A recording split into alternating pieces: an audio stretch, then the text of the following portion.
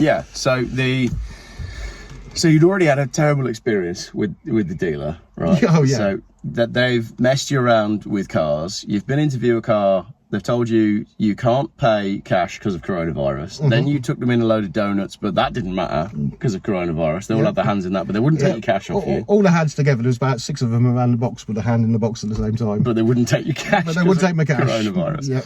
Ladies and gentlemen, this is Leon. Right? How we doing?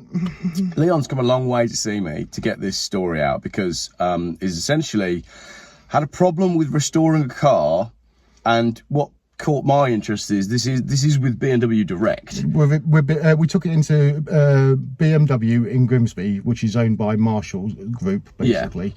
Yeah. But basically, the car is a 1964 BMW 1800, original right-hand drive and UK registered, that was parked up for 50 years. Yeah.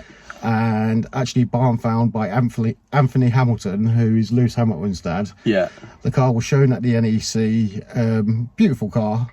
And we ended up buying it because once Anthony Hamilton's found him, apparently he's not too interested in him after that. But yeah, you know, I'm happy about that. It gives someone else a chance to actually enjoy the motors. Yeah. But we decided to, well, basically, we decided which was the best way to go. And obviously, nobody ever takes it to the main dealerships. Yeah. And we thought, for once, it's quite a nice car. You know, it's a little bit special. I'm not saying it's the most special thing in the world, but it's a little bit special, so it needed a bit of treatment. So the wife rang up BMW, and they said, "Bring it in. We'll have a look at it, and we'll see what we can see what we can do." Yeah. So I took it in, and basically, everyone was very excited there when we got there. You know, it gave us great confidence. We probably had like 8 mechanics come out the thing. Everyone dropped their tools and actually came and helped me unload it off the delivery truck. Yeah. You know, well excited about it. And so obviously we started talking to BMW about what could be done, whether it was possible or not. They were like, yeah, no problem, this is brilliant. You know, and we talked to them. We were supposed to be having a show back at the actual BMW dealership in a couple of months. So like they were planning to take it in, redo it all and have it done for their own show that Marshalls have at BMW, and then we was going to re-show it at the NEC. Yeah. So what kind of condition is the car in at this stage then? When it first goes in? Oh, when it first goes in, it was basically driving apart from a dead battery. Right. So basically, I mean, it was all running and driving when I received it, and we had it for about a month before it went into BMW. Obviously, we're talking to them in between. And it's rolling, it's free, it's working. Yeah. It's not like it's a barn find like my truck or whatever. No, I mean, it took a month for us to get the car after we had purchased it. I mean, it was Turn 2 Classics in Northamptonshire. I've got to say, absolutely brilliant people. A shout out to them and all that lot. But basically, we bought the car, and like this was an extra that we had to do. But they actually serviced the car and made sure everything was working on it and all that lot before they delivered it to us. Yeah. Which was very nice because I expected I'd have to do that all myself, obviously. So like, yeah, the car was running and driving, but it was parked up for a month of mine before it went to BMW, so the battery went flat. So that was literally all that was wrong with it. Yeah. Now it's in pieces. So it goes into BMW. BMW are all excited, and what did they lay out as a plan to do to the car then? Did you have a right, we're going to do this, we're going to do this, we're going to do this, and it's going to be finished by X, and it's going to cost Y? Yeah, literally, basically, we were told it was going to be done by this September. So well, it starts in May 2022 is when you purchased it. We've got a 9-page document, by the way, that we're working from. Yeah, there's a lot of information on there. Yeah. But yeah, so you purchased the car in May 2022, you get it in the June, and then it goes into BMW Grimsby in July, and you pay £2,000 for BMW Heritage Parts from Germany. Then the vehicle is stripped and dipped. Well, it was supposed to be going in for dipping. Yeah. Which was obviously, as the original receipts said. But after a while, they called us up and they said we shouldn't dip the car. This was BMW themselves saying we shouldn't dip the car because of all the wax holes and stuff that's inside the chassis. I was like, all right, that sounds feasible as why not to do that. Yeah. They said like we should dry ice it. So the comments are going crazy now with people telling you what should have been what done should with be the done car. and what shouldn't be done. Because it seems strange that you've already paid for the vehicle strip and dip, and then there's body panel restoration work on there, and then they tell you that you need to dry ice the car. They've got a guy for this, and we'll send a quote shortly. We were ghosted after this, and we just thought they were getting on with the work, but slowly, as you would. Yeah, because they were so excited, and we thought, right, fair enough, they'll probably obviously just put a bit of effort in. We better not hassle them, you know, because nothing worse than when someone's on your back all the time. Have you done this? Have you done this? Have you done this? Yeah. And we thought, they're obviously just trying to do it right, so we left them to it. Obviously, that was a mistake. So almost a year goes by then. Yeah. And then the next year, you make calls to find out what the progress had been. You were told that they were getting on with it. So you asked if the doors were dry iced, and they said they don't know. They don't know where the doors are. Correct.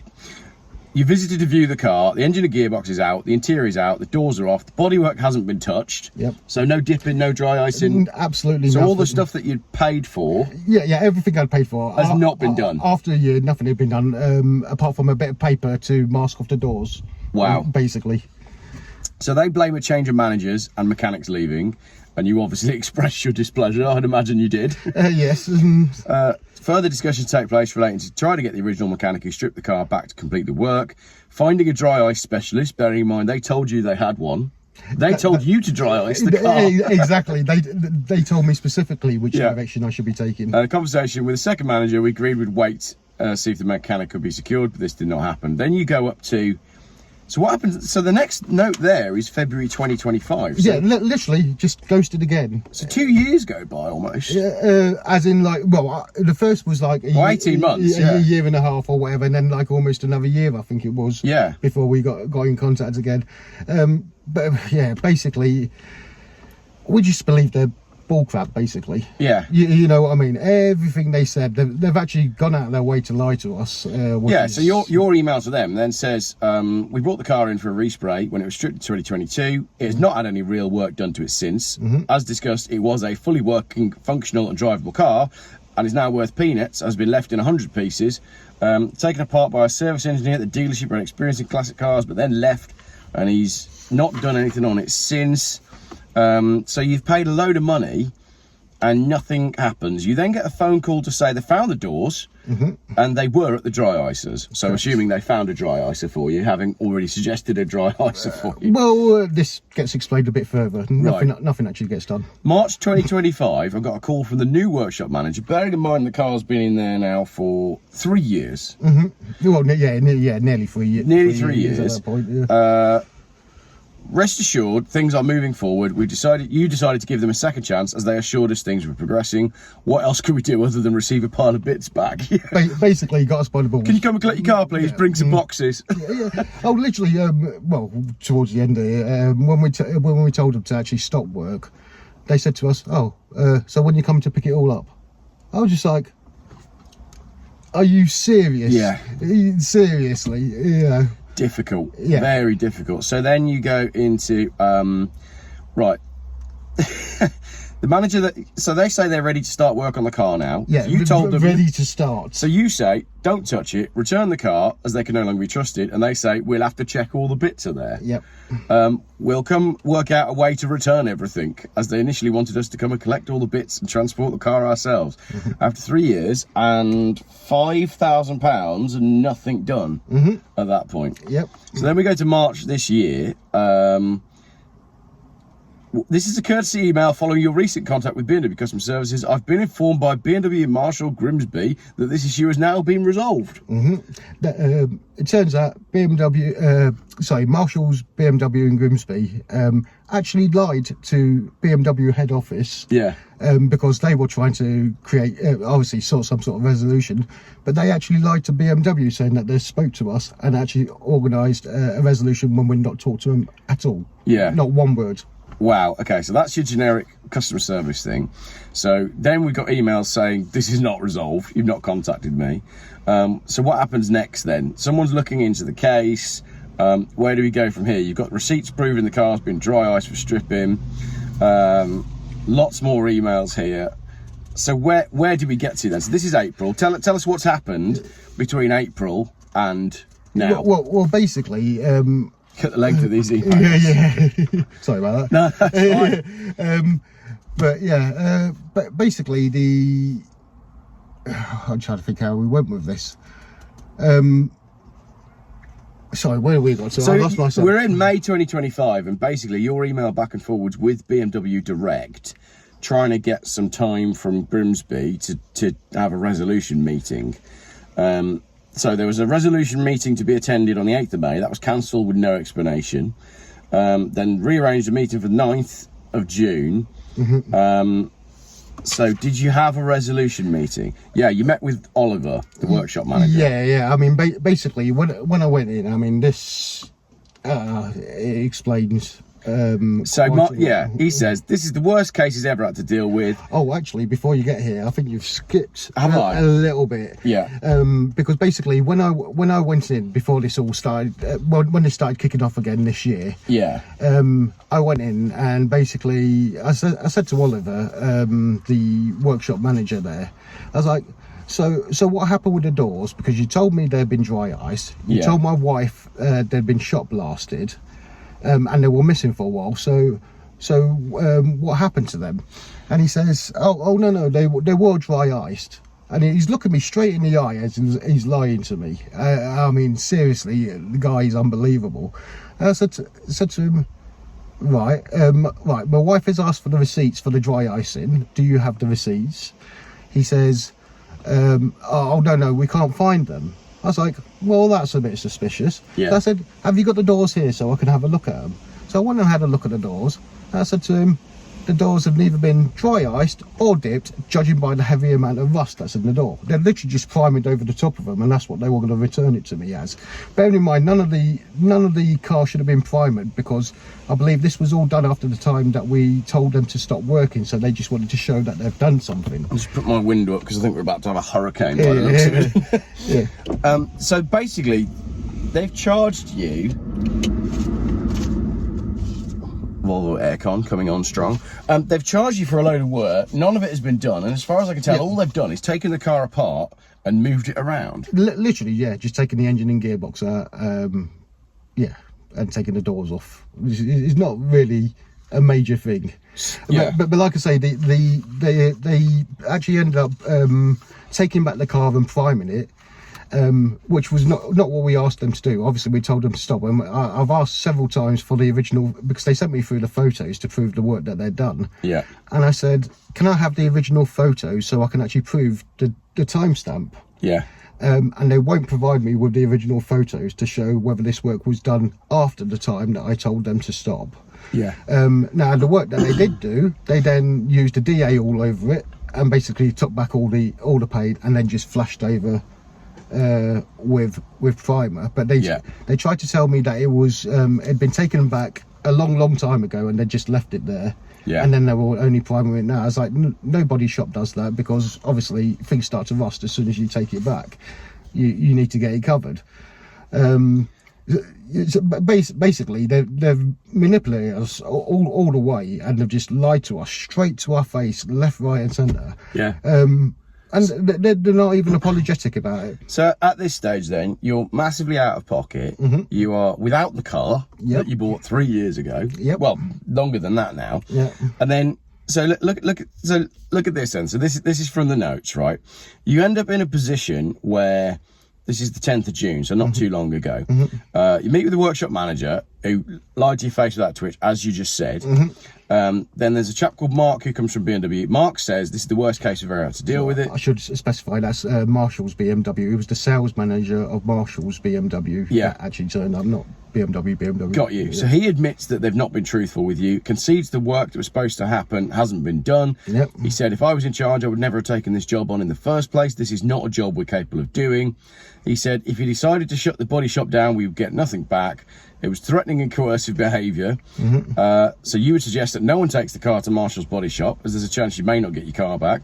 And Mark then offers us 3 choices for a resolution. Listen to these 3 choices. Option 1, you get the car back as a rolling shell and several boxes of parts and a full refund, and you go away. If this option is taken, you won't know if all the parts are present until it comes to rebuilding the car. And Mark said he won't give you anything for the time wasted. So effectively, you are in a worse position than when you started because you've got the car back, but it's in pieces that might not necessarily all be there. You've wasted all that. Well, you get your refund, but you've wasted all that time. And plus, you know, with classic cars, if you actually try to source any little parts or whatever, you could have one piece of chrome missing that you'll never find, and it could cost you a lot of money. Yeah, absolutely. Once the car has been taken apart, if it hasn't been labelled properly, you're knackered. Trust me. I mean, this car was actually looked at by Hegarty's. They've got an article online where they did a full breakdown of the car before it was actually sold. So they actually, the people that actually value classic cars have done a full report online on this specific car just before it went to BMW. Yeah, okay. Option 2, we go to court. Mark concedes that they would pay us out 18 grand for the losses, but then he says, we have an extremely large legal department with more than enough money behind us. That's a nice thing to say, isn't it? Oh yes, he was trying his best to be Billy Big Balls, basically. Yeah. So, we go to court, we both lose money. I have no emotional attachment to the car. I'll just pass it to them and move on. And again, he's coercive as he knows that you are attached to the car. We'll pay you the money, we keep the car, and we'll probably just crush it. That's nice. No actual words. Yeah, brilliant. Yeah. Option 3, you pay them more money. They now say they can finish the car at a reduced price, but would not even give us a hint of the price to complete. Currently awaiting a rough estimate. They keep bleeding us bit by bit. So just so you know, there's another bit on there which I haven't told you about. That's just happened. What we're on Sunday now. I think it was Thursday that Mark actually gave my wife a call again and tried to say to her, have you made a decision yet? Now, we've got some manuals that are missing that they've still not, original manuals, original sales brochure as well. They're missing, they're not confirmed where they are. They were supposed to be doing us a list to, supposed to be confirming all the parts are there. That they're still not done, but they're still trying to coerce us into saying that, into making a decision when we haven't got full information to make a decent decision on. Yeah. So where are you at right now then? Honestly, the car is, I assume, still with them, still in pieces. Yeah. And that was June the 10th. So what, we're on June 22nd now. What's going to happen next? If I'll be honest, we're still waiting for them to come back with a rough price because they won't give us a guaranteed price. Yeah. And so they need to give you a price to put the car back together, basically. Yep. They're also supposed to be double checking that all the parts are there, which they still have not confirmed. All the parts are there. As you said, you won't know until you start putting the car back together. Exactly. And the manuals, we're still waiting on them. But until that happens, I don't know what's going to happen. But if I'll be honest, the way it's looking at it, I mean, we're going to get our money back. We're going to have to go to court about it. But the tragedy is the car itself is going to get destroyed for,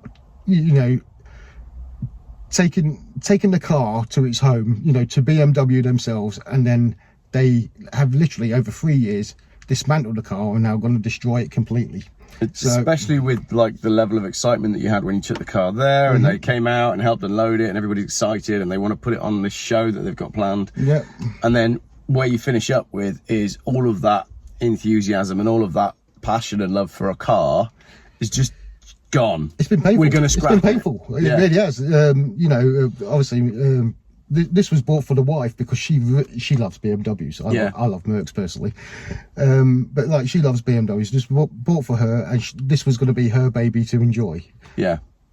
And it's been nothing but heartache for her, and she doesn't even want to drive the car anymore. What does she want to do now? What would your wife like as a resolve? If I'll be honest, to a certain degree, she was to just walk away from it all.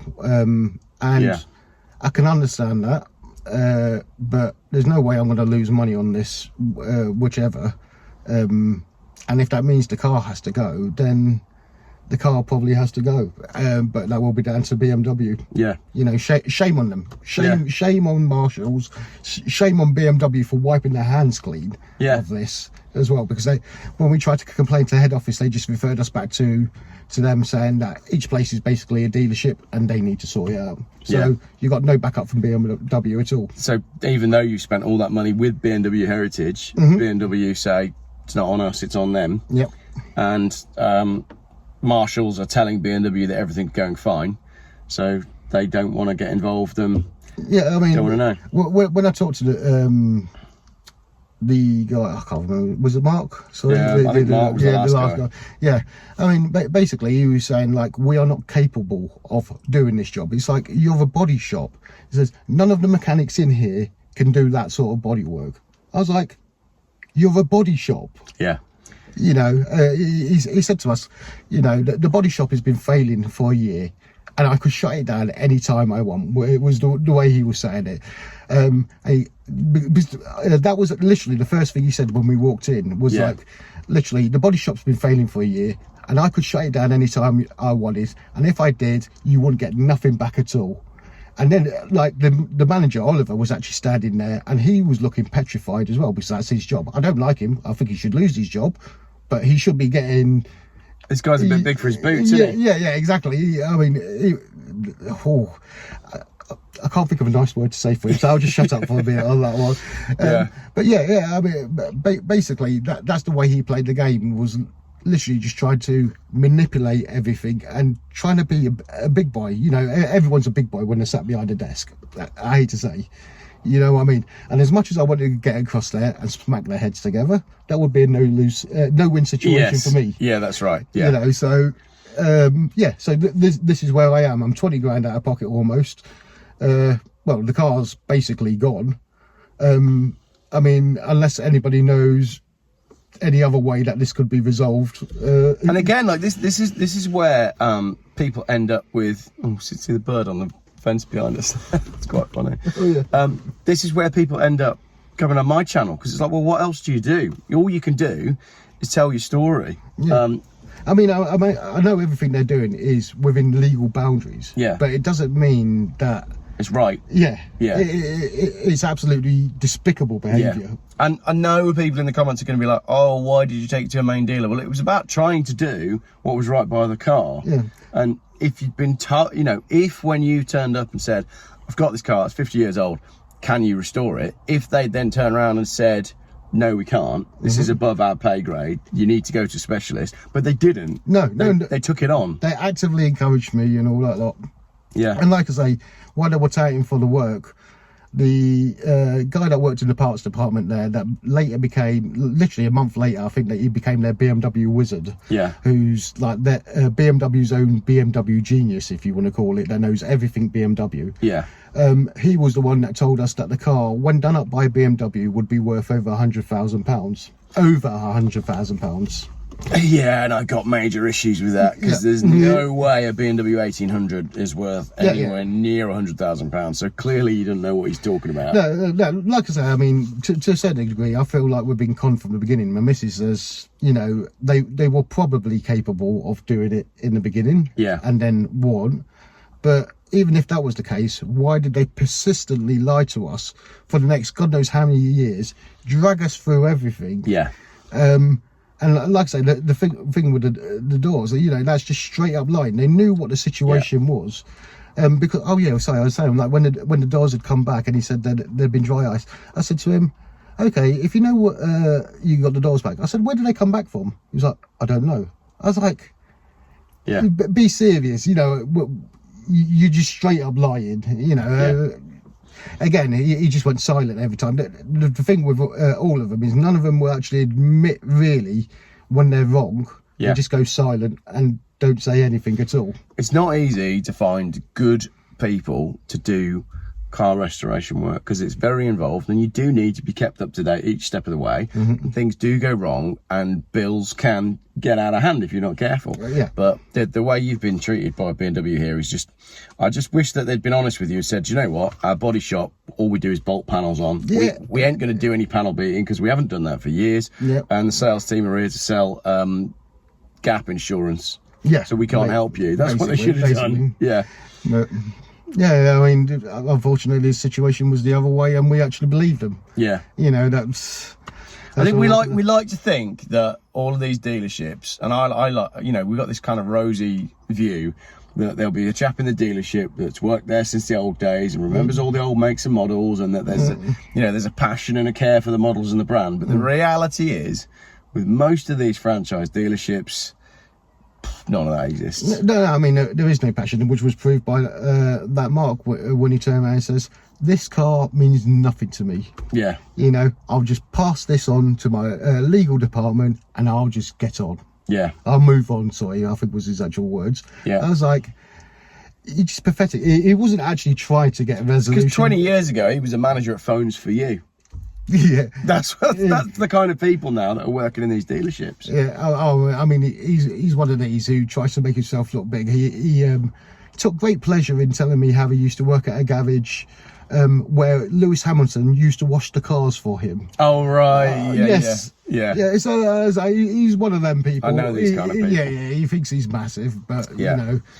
So what we need marshals to get in touch with you, and you need to get some resolve, get the car back together, and hopefully next time we do a video, you'll say... I will keep you updated on everything. But yeah, I don't see this ending nicely, personally, because they're doing everything they can not to give us an actual, a nice resolution. So if you were to write a Google review for Marshall's Group, what do you think it would say at the minute? It'd be -stars for a start, I'll tell you that much. Yeah.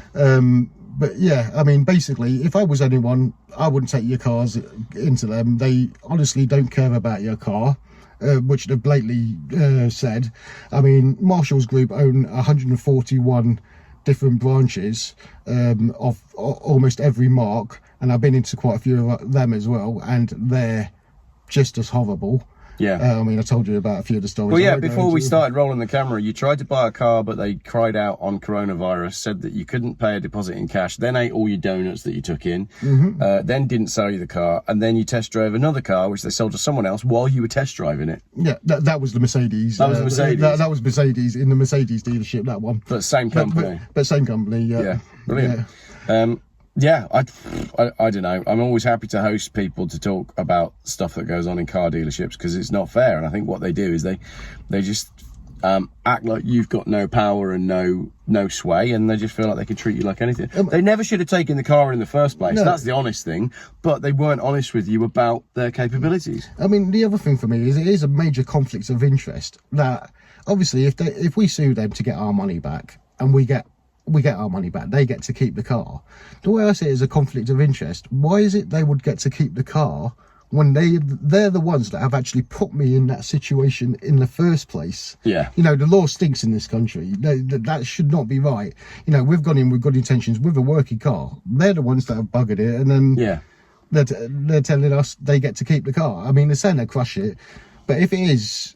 because I don't think I've seen any other right-hand drive ones, original right-hand drive 1800s in the country. I honestly do think it might be the only one. It's not a car you see at, you don't see them at shows or anything. No, it is a rare thing. Yeah, the chances are it's probably going to go to their BMW museum. Yeah. So, you know, what am I supposed to say about this? You know, let's leave it to the comments. Let us know what you think in the comments should happen next, and I'll keep in touch with Leon and see what happens next. And hopefully someone from Marshall's is watching and they go, do you know what, I didn't used to work at Phones for You, I am a decent person, I need to try and sort this out for this guy.